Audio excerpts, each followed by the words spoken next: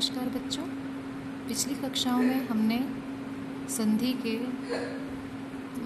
विषय में पढ़ा था और संधि के प्रकार के विषय में पढ़ा था, और जिसमें से मैंने स्वर संधि का दीर्घ संधि पढ़ाया था। स्वर संधि के पार्ट में से पहला पार्ट जो कि दीर्घ संधि था वो पढ़ाया था। अब इस कक्षा में हम गुण संधि के विषय में पढ़ेंगे। चलिए गुण संधि को जान लेते हैं, क्या है ये। यदि अ या आ के बाद ई या ई हो तो ए बनता है। आ या आ के साथ उ या उ हो तो ओ बनता है, और जब आ या आ के साथ री हो तो अर बनता है। ठीक है, ये उदाहरण है। तो चलिए एक बार एग्जाम्पल्स भी देख लेते हैं। देखिए, जो मैंने यहाँ पे डेफिनेशन लिखा था उसको हम फॉर्मेट के रूप में समझेंगे। यहाँ पे पूर्व पद और उत्तर पद और संधि विकार।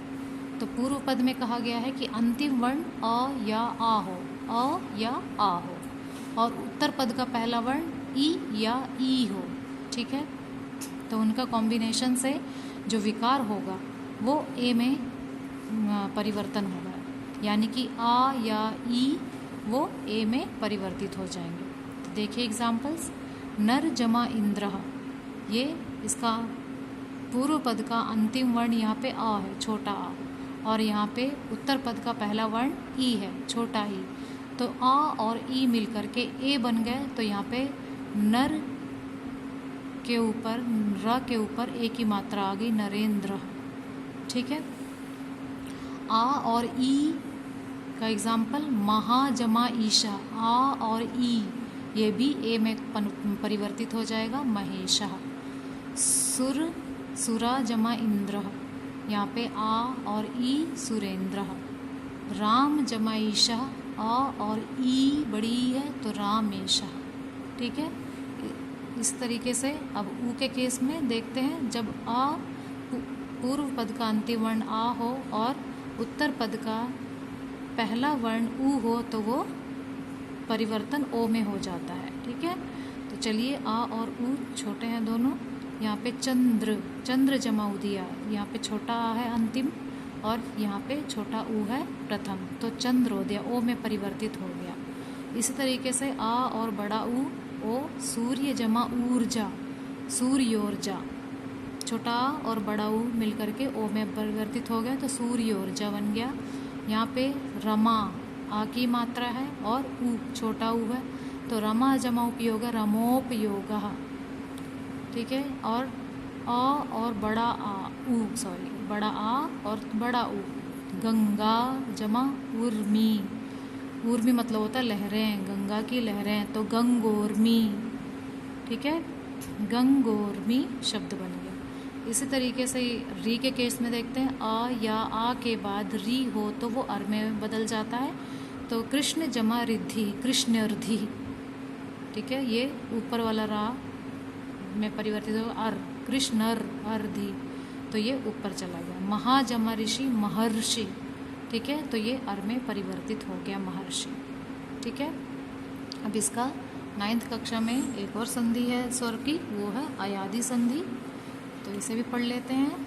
अयादि संधि की परिभाषा है, जब संधि करते समय ए या ऐ, ओ या औ के साथ कोई अन्य स्वर हो तो ए का ऐ और ऐ का आय, ओ का औ और औ का आव हो जाता है। ठीक है, यानी कि जो ए है वो ऐ में परिवर्तित हो जाता है और ऐ को हम आय में परिवर्तित कर देते हैं, ओ को अव में और औ को आव में परिवर्तित कर देते हैं। तो चलिए उदाहरण से समझते हैं। ए ऐ, तो देखिए एग्जाम्पल, ने जमा अनह।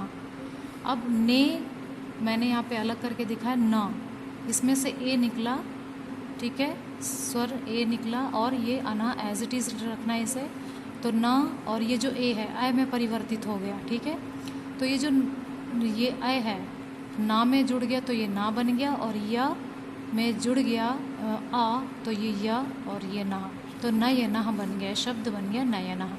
इसी तरीके से ऐ को आय में बदलेगा तो नई जमा अकह, इसमें से हम पहले अलग करेंगे। ये करने की आवश्यकता नहीं है, लेकिन मैं समझाने के लिए आपको ये सब प्रोसेस दिखा रही हूँ। बाकी जब आप एग्ज़ाम्स में करते हो तो सिर्फ आपको ये 2 चीज़ें ही यूज़फुल होती हैं, लेकिन इस तरीके से समझाने का पर्पज़ यही है कि आप लोग अच्छे से समझ जाएं। तो न जमा आई जमा अकहा। अब इसमें से आई को आय में बदला है मैंने, और आय का आ ना में जुड़ जाएगा तो ना बन गया, और य में आ जुड़ जाएगा तो य, और ये कहा ना ये कहा बन गया यहाँ पे शब्द। इसी तरीके से ओ जमा अव, सॉरी ओ का अव में परिवर्तन होगा। भानो जमा ए, भान यहाँ पे ओ अलग कर दिया मैंने प्लस ए, और भान ये ओ जो है अव में परिवर्तित हो गया, और ये अव का आ ना में जुड़ेगा तो भान बन जाएगा, और वा में ए की मात्रा जुड़ जाएगी तो वे बन गया, तो भान वे शब्द बन गया। इस तरीके से औ को आव में परिवर्तन होना है तो नौ जमाई कहा। अब इसमें से 9 में से मैंने औ को अलग किया, ना बचा, और ई कहा इधर एज इट इज़ रहेगा। औ को आव में परिवर्तित किया तो जो आव का आ है वो ना में जुड़ा, ना बच गया, और व और ई मिल करके वि कह, तो ना विकह बन गया। तो ये है अयादी संधि। 9th कक्षा में 9वीं कक्षा में सिर्फ अभी तो सिलेबस काफ़ी कम हुआ है लॉकडाउन की वजह से, जिसमें दीर्घ, गुण और अयादी संधि ही सिलेबस में रखे गए हैं। तो मैंने भी यही विषय शामिल किए हैं। अगली कक्षा में हम व्यंजन संधि पढ़ेंगे। तब तक के लिए नमस्कार।